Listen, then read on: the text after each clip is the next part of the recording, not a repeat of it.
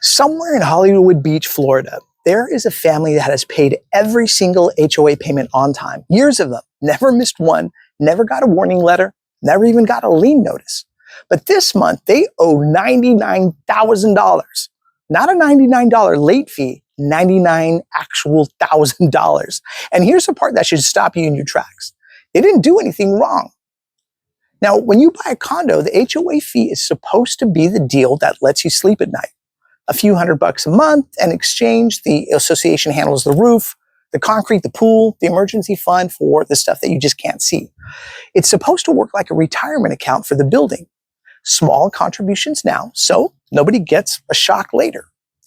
Now, the building in question here is called The Summit. It's a 25-story tower in Hollywood Beach built around 1982, 567 units in total. And the association just hit its owners with a $56 million special assessment. It's nuts. And then this assessment, it's split across the entire building, and that's an average of about $99,000 a unit. Roughly 16% of what a unit there actually sells for. And before you assume the Summit did something uniquely incompetent, it actually didn't. This is happening on a timeline on purpose because of a law.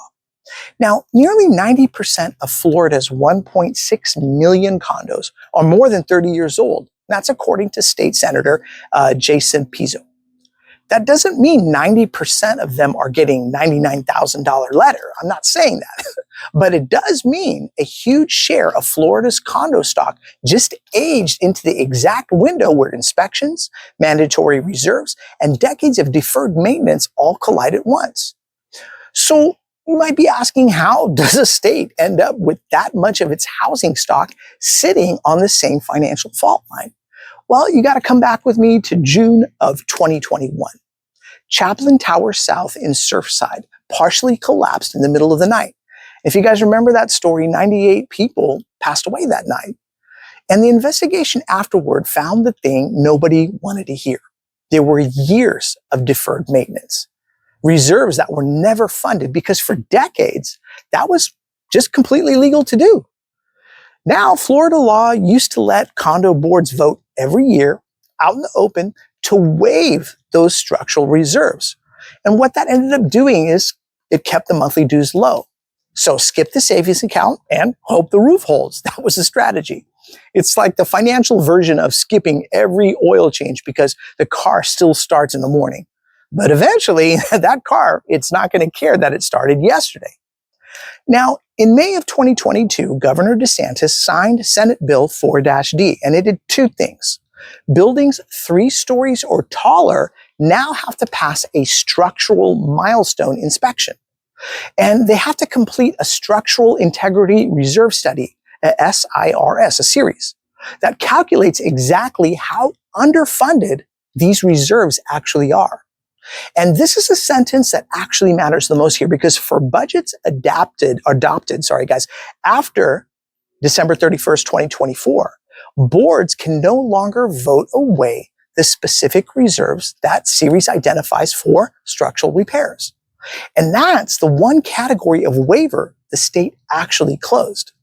Now, boards, they still have other budget decisions to make, but not that one, not anymore. Whatever wasn't saved for 20 years ago now has to get saved for on a fixed clock. It's kind of like your gym finally auditing your account, discovering the auto pay never actually went through, and then telling you they want 14 years of dues, but it's due by Friday. Now, one Miami construction attorney, he put it about as bluntly as anybody could. For decades, the industry kept fees low by not saving for repairs. And eventually, the repairs, they came due whether the money was there or not. And at some point, it stops being a budgeting question. It becomes more of a structural question. And that's the mechanism here because let's watch what happens. Watch what happens to an actual family. Let's take up a family in Palm Beach County. A firefighter, 25 years old, recently engaged, found out his building's assessments was going to add roughly $800 a month on top of the $600 he already pays in HOA fees. That's $1,400 a month on a unit he already has a mortgage on.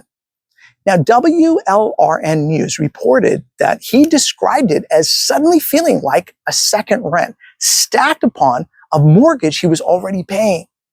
And for a couple already juggling one loan, that's like discovering a second mortgage hiding inside the HOA statement, one nobody applied for and nobody approved.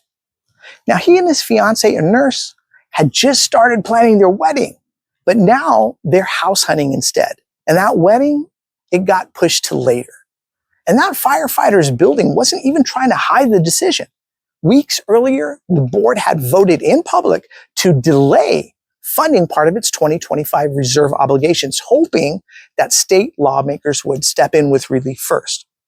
But lawmakers, they didn't move fast enough to change that math. So the board bought itself a little more time on low dues, and every owner in that building moved 1 year closer to whatever number is waiting for them instead. So back then, dues stayed low by not saving, but now the same building is staring down a bill big enough to reset a wedding. Now, the math didn't change, only the invoice date did. Multiply that by however many buildings in Florida are running similar math, and you start to see why, as of this month, state watchdogs have flagged more than 2,500 buildings for deeper structural review. Some of those buildings face a milestone inspection deadline at the end of this year, and miss it, and it isn't just a $500 a day fine. In the worst cases, it's a vacate order. It's not, hey, your bill just went up. It's get out of the building. And the reserve bill isn't landing in an empty mailbox. Florida homeowners insurance already runs about $1,000 a year above the national average. And some flood premiums have been climbing 15 to 18% a year on top of that. So an owner doesn't open the $99,000 assessment after everything else got cheaper. They open it after the building's insurance bill has already been eating through the HOA budget for years.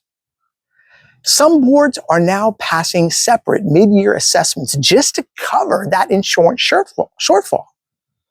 A second invoice slipped in behind the first one. So who can actually gain leverage when a $99,000 bill lands on an owner who never missed a payment? I mean, sometimes it's going to be the developers. In Miami, a 192-unit tower called Biscayne 21 spent years watching investors buy up units until Two Roads Development controlled the building. Then came a fight over the rules for selling the entire property, including an attempt to lower the required approval threshold from 100% down to 80%. Two separate forces are colliding here. The reserve law wasn't written for developers. It was written after Surfside made buildings safer. But when owners are suddenly staring at assessments large enough to make staying financially impossible, selling starts looking less like a choice and more like the only emergency exit left.